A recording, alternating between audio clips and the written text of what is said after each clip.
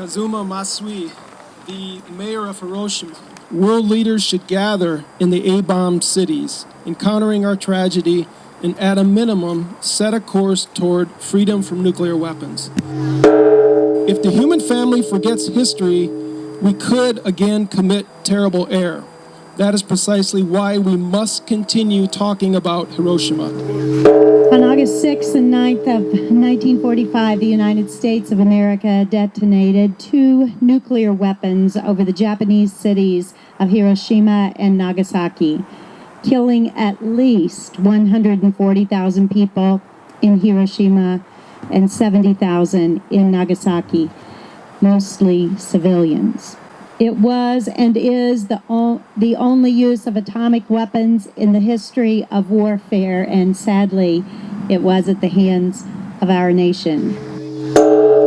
Numbers can never really describe the human loss, the suffering, the environmental devastation, the emotional torment, the radiation sickness, the injuries, and the malnutrition experienced by generations of people.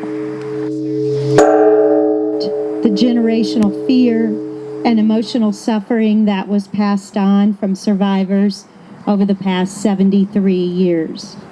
And so we gather today to remember. To remember that it was a beautiful blue-skied summer day. To remember that how those blue skies in a flash of light turned purple and gray. We will remember the babies, the children, the teens, the workers and the gardeners, the retired people, the wise elderly ones.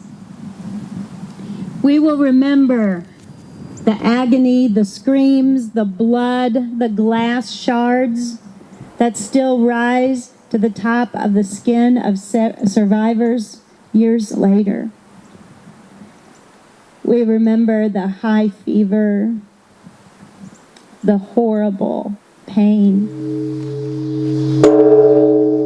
An eerie, blinding light burst in the sky. Red, blues, greens spiraled. Hot, deafening, hurricane-force winds roared, and at the center of the explosion, a giant fireball flamed, hotter than the surface of the sun.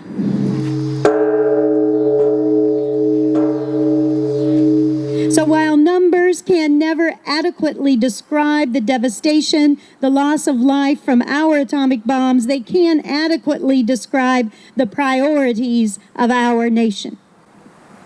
When will we stop the killing?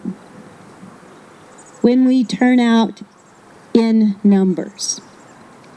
When our numbers show up at the polls and the State House and the White House.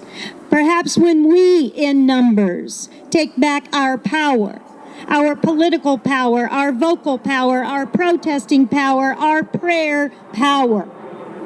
When we come together across our differences and unite our voices, our vote, and our dollars.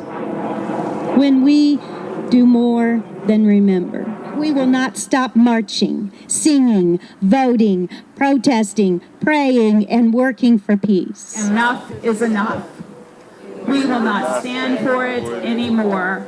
Stop the killing. We must remember the humanity and the animals and the earth.